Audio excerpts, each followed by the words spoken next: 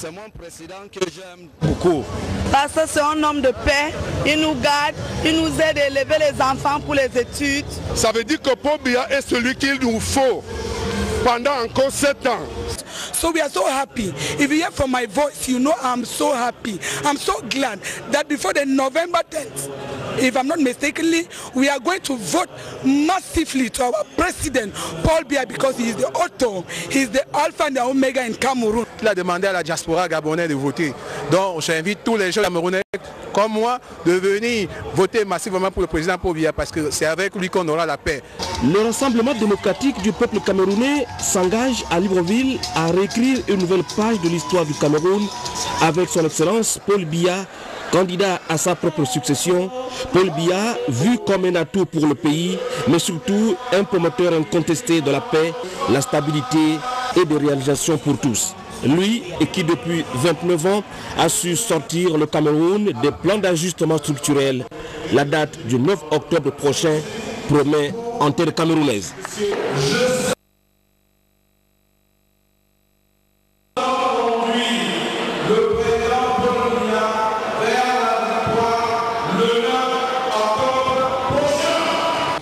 Membre influent du RDP, dont Libreville compte 7 sections, son Excellence Mvondo Ayolo a dit ce que les Camerounais aiment entendre.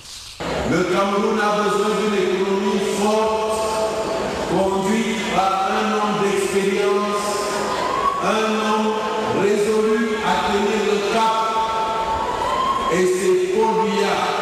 Nous avons besoin de Paul Biya pour garder le Cameroun hors des tumultes, hors des guerres, hors des pleurs, en un mot, hors de la chute aux enfers. Le gymnase Omnisport président Omar Bongo Ndimba de Libreville a vibré au son et rythme d'une campagne présidentielle qui bat son plein. Autour de l'ambassadeur Samir Mvondo Ayolo, la communauté camerounaise du Gabon, la plus importante en termes d'inscrits sur la liste électorale, plus de 6 000 devant celle de France, 1800 inscrits, a promis au président Paul Biya un vote cash le 9 octobre prochain. De la religion avant la boucle de cette édition d'information, les 25 ans du renouveau charismatique catholique de la paroisse Saint-André de Libreville. Sur ce plateau, un invité pour en parler avec nous, Pierre Lacroix. Bonsoir. Bonsoir. Bienvenue à Libreville. Une ville extraordinaire. Alors dites-nous comment se déroule ce 25e anniversaire. D'abord à la paroisse hier soir. L'église était pleine. On m'a invité à donner mon témoignage des enseignements et manifester des charismes, la grâce de Dieu. Donc demain soir et mercredi et vendredi, ce sera au stade de Omnisport Omar Bongo. Demain soir et vendredi, et lundi, mardi, mercredi la semaine prochaine. Et je sais, parce que comment ça déroule, les gens qui sont au fond de cette organisation, qui portent l'organisation, sont des gens de foi. Et je peux dire que ce sera un carrefour d'une transformation de vie extraordinaire pour tous ceux qui y viendront, et que chacune de nos blessures contient un miracle de résurrection. Et on peut s'attendre à des merveilles. D'accord. Quelles sont les principales activités que ce mouvement va mener durant cette période? Ok, ben c'est une campagne d'évangélisation, donc des rencontres qui se déroulent au stade Omar Bongo, au gymnase bien sûr, et à travers aussi la messe de la miséricorde qui a lieu à Saint-André. À Saint-André tous les jeudis soirs. Il y a du monde là, hein, et ça chauffe. Et ces campagnes d'évangélisation se tiendront du vendredi au mardi prochain. Ah, il y a demain soir. On est au gymnase demain soir. Jeudi soir, c'est à la paroisse Saint-André. Ça commence à 19h. Vendredi et la semaine prochaine, lundi, mardi, mercredi, jeudi aussi, on retourne à la paroisse. À quel titre vous avez été invité à Libreville? En tant que fondateur de la Cité du Père au Canada? Oui, disons que j'ai fait de la télé chrétienne pendant une trentaine d'années. Bon, j'ai arrêté parce qu'à un moment donné, on arrête. Il y a un bout, hein. Et puis c'est drôle parce que l'Afrique, je vais très souvent en Côte d'Ivoire, j'arrive du Sénégal, de New York, et vraiment l'Afrique m'a adopté, ils m'ont demandé si je voulais venir, j'ai prié, et je savais que Dieu allait manifester pour tous les Gabonais. Oh, il est vivant, mon Seigneur. Dieu, il est vivant et agissant. Et je sais qu'il y aura des merveilles ici extraordinaires. Et tous ceux qui souffrent sont invités, tous ceux qui vont à l'église et ceux qui ne vont pas à l'église, protestants, catholiques, musulmans. Je dirais qu'en des pays comme Guinée-Conakry, il y avait 80% de musulmans pour 20% de chrétiens. À Abidjan, c'est plus chrétien un peu. Et là, on peut justement apercevoir une des affiches qui présente cette campagne d'évangélisation animée par vous. Ouais, mais c'est la photo justement au sanctuaire marial à Abidjan, il y avait 22 000 personnes. Et ça avait été extraordinaire. Et c'était beau, c'était beau, c'était beau. Parce que Dieu, c'est pétillant, c'est comme un champagne qui n'a pas de bulle, c'est pas un champagne, hein, c'est du vin. Mais Dieu, il est pétillant. Il sera pétillant pour chacun de ceux qui viendront. Simplement, allez, demain soir, 19h, c'est 19h je pense. 19h, c'est ça. 19h, ben venez. C'est vous faire un cadeau. Pierre Lacroix, merci d'être passé sur ce plateau et bon séjour au Gabon. Tous ensemble. Amen. Voilà qui vient mettre un terme à cette édition d'information et comme initiée par la rédaction du journal télévisé de la première chaîne de télévision gabonaise dans la perspective de la tournée républicaine du chef de l'État dans la province de Langounié, des magazines. Ce soir, nous vous proposons le département, un magazine sur le département de la Boumi-Loueti à Mbigou. J'aurai le plaisir de vous retrouver demain lorsqu'il sera 20h à Libreville.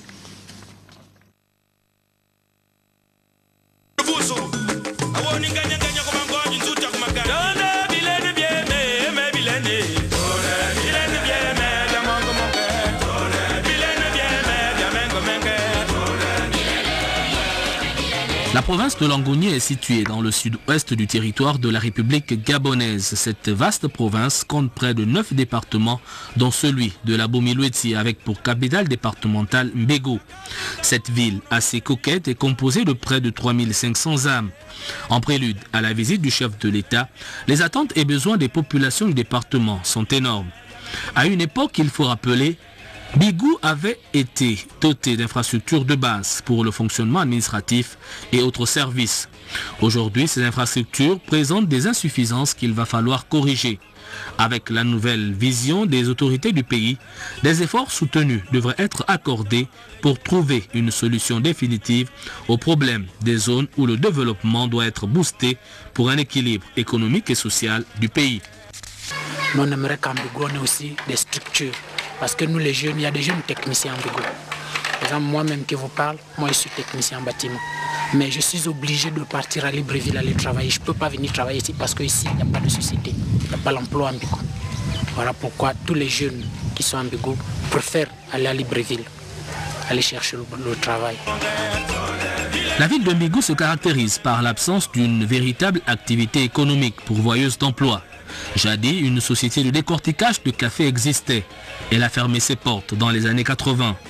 Région à vocation agricole, compte tenu du climat qui y prévaut, les cultures vivrières poussent sans effort. Les populations sont convaincues que la réhabilitation de l'usine de café pourrait relancer l'activité sous la supervision de la Kestab. Couverte de forêts, le département de la Boumi-Loueti verrait l'industrialisation de la filière bois par la création d'une usine de transformation, une alternative au développement de la localité. Le tourisme n'est pas en reste avec le parc national de Birougou. Même si le chemin est encore long, des préalables au démarrage de l'écotourisme devraient être envisageables. Chaque parc a une ligne de conduite. Nous avons des perspectives, nous avons un plan de travail annuel. Donc chaque parc a des missions bien déterminées. Pour le moment, comme nous venons commencer depuis 2010, nous sommes vraiment sur le terrain. Il faut d'abord avoir confiance des populations.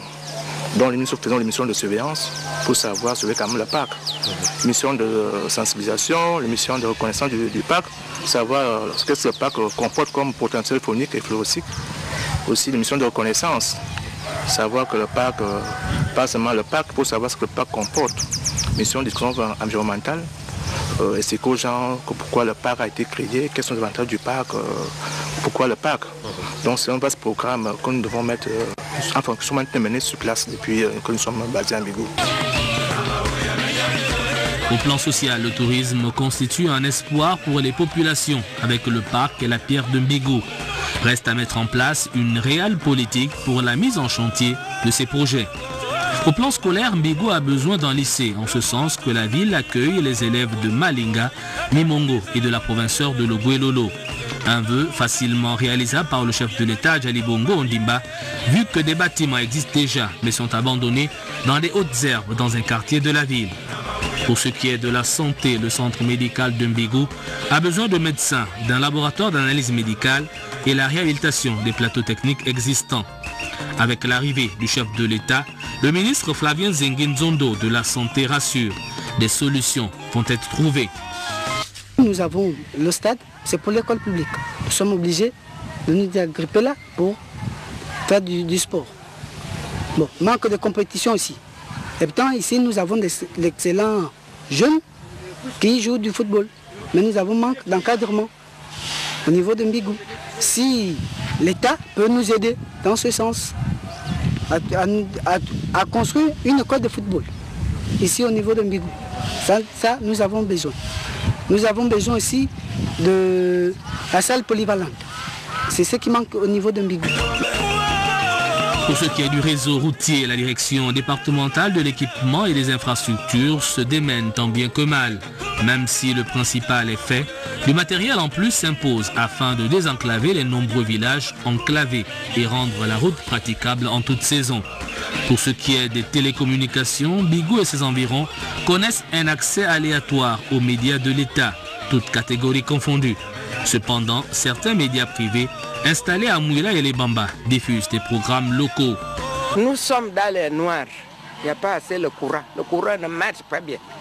On peut faire 3 jours sans voir la lumière dans le noir par toute la ville.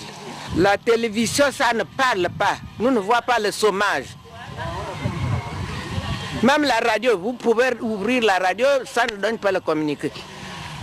Ça ne parle même pas, surtout la radio. Arrivé à la tête de l'État en 2009, Yaali est aujourd'hui l'espoir de l'avenir en confiance attendu par les populations de la Bomi-Louetsi.